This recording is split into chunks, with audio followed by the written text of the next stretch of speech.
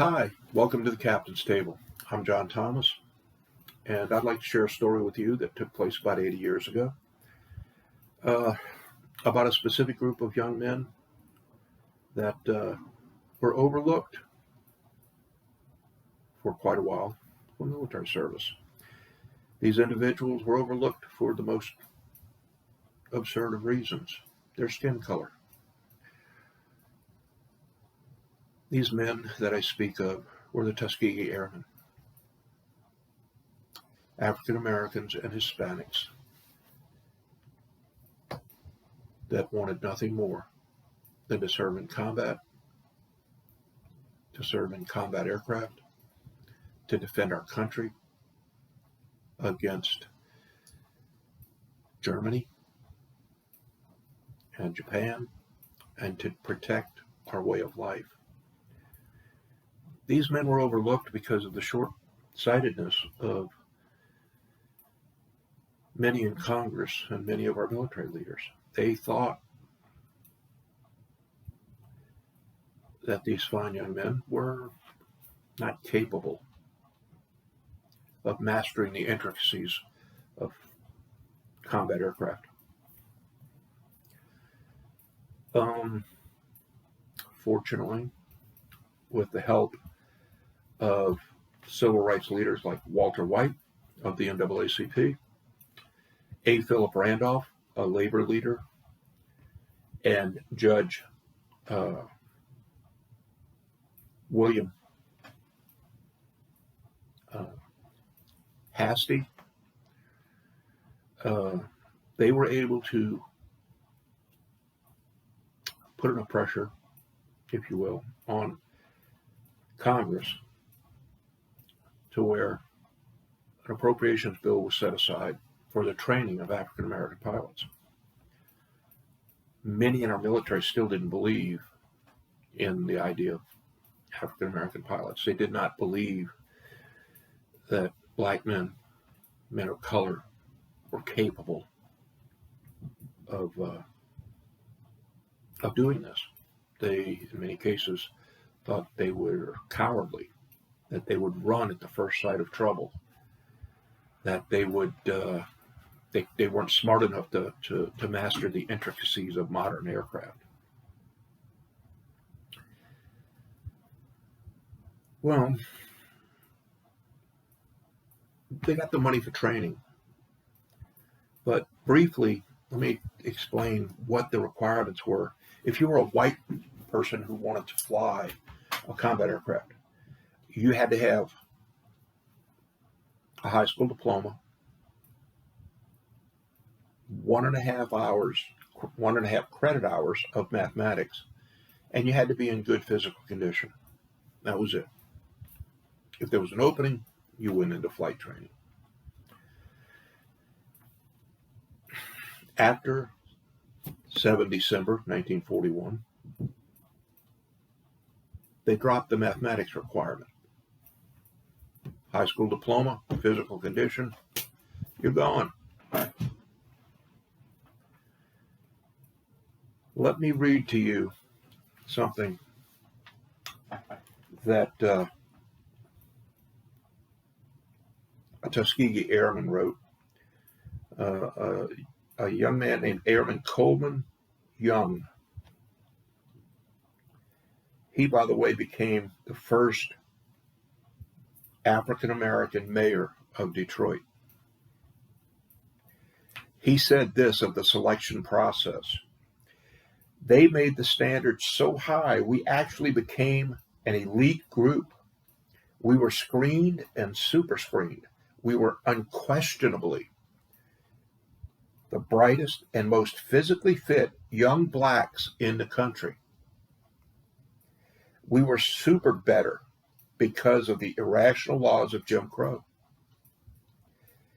You can't bring that many intelligent young people together and train them as fighting men and expect them to roll over when you mistreat them." End quote. They raised the standards for African American pilots so high that it was crazy. but yet they didn't raise the standards for the white pilots.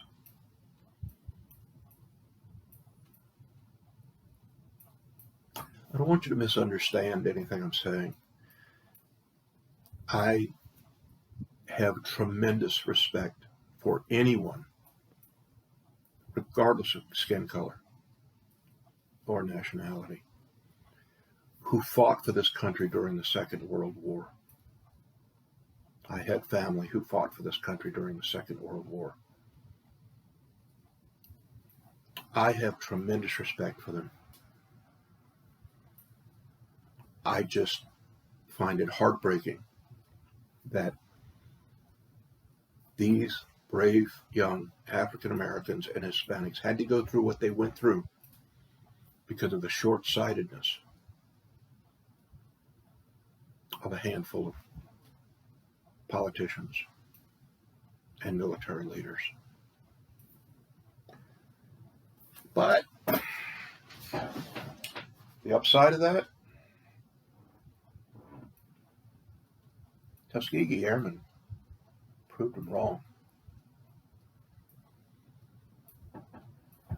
and did it with such amazing class and style and ability. They proved that they were every bit as good, and in many cases better, than some of the people that our leadership thought was better. They racked up a war record that anybody could be proud of. Anybody would be proud of this war record. I could go on for hours about the Tuskegee Airmen and what they've accomplished or what they've done, but let me read quickly some of the stats, and I'll make it quick.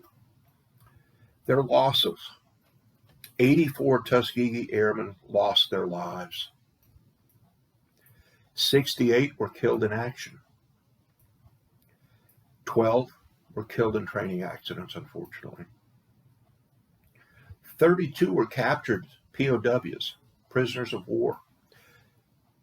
And the Germans had less respect for them as African Americans than some of the bigots and segregationists in America. So they suffered if they were captured. Accomplishments: they only lost 27 B-17 bombers to enemy fighters. 27. Yes, that's 270 men, and that in itself was extremely tragic. But when you compare that loss rate to the other fighter groups who averaged 46 lost bombers, just about half. They lost 46 to 47 bombers compared to the 27 that the Tuskegee Airmen lost. They had a phenomenal record. Phenomenal. The bomber crews felt safer with the Tuskegee Airmen escorting them. The Red Tails, as they became known, because of the bright red tail on their fighters. They wanted to be recognized. They wanted the bomber crews to know who was escorting them. They were proud of it. They flew 1,578 combat missions, 179 bomber escort runs. They shot down 112 enemy aircraft, and 3 of those were the Me-262 German jet fighters, the first ones to be shot down. Tuskegee Airmen took them out. They destroyed 950 rail cars, trucks, and motor vehicles of all sorts. They even took a destroyer out of commission that was never put back in service. They did so much damage to it, was never put back in service. They also destroyed 40 boats and barges. 4 of the Tuskegee Airmen stayed in and went on into the Air Force when it was converted to the Air Force and became flag officers, meaning they became generals.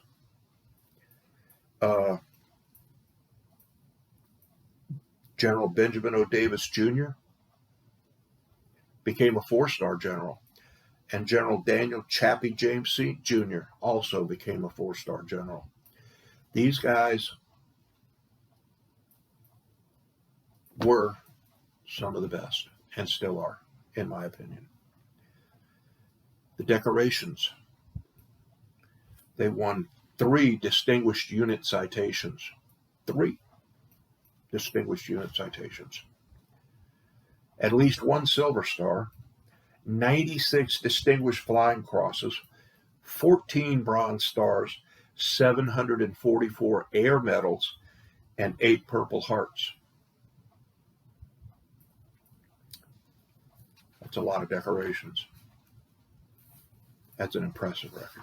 Very impressive. These young men wanted to be recognized for their abilities. They wanted to be recognized for their skill, their intelligence. They wound up being recognized for a whole lot more.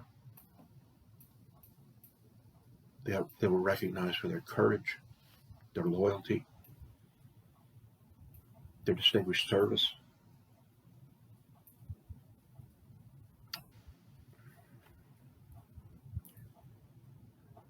They were heroes, not only to people like myself and to people who look up to these people, to these individuals, but they were heroes to their own people, their families, their friends, the people in their communities, the other people suffering the same humiliation and segregation and racism that they had to suffer with. These men stepped up and went way beyond what needed to be done, as did everyone during the war. But not everyone had to deal with the racism and the bigotry.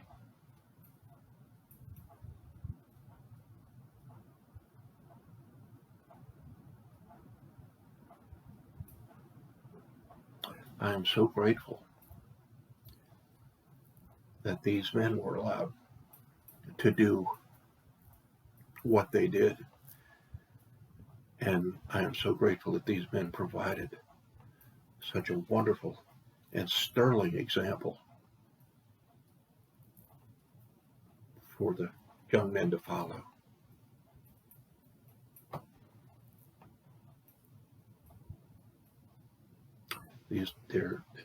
I don't have any idea right now. I don't know that anybody has an actual number right now. I don't know how many of these fine young men are still left alive. But I would like to say to them, thank you. And I hope that the young people out there, the young people of color, the white kids, everyone, I hope they look at these people and say, this is what I want to be. I want to be like them. I want to have that honor and dignity about me.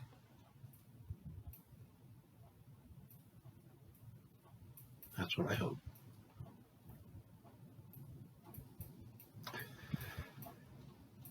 Okay, thank you for watching.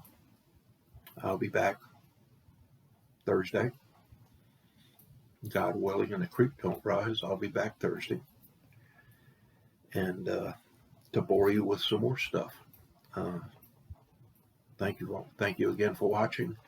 And I look forward to sharing something else with you, possibly something about our founding fathers. Thank you. Good night.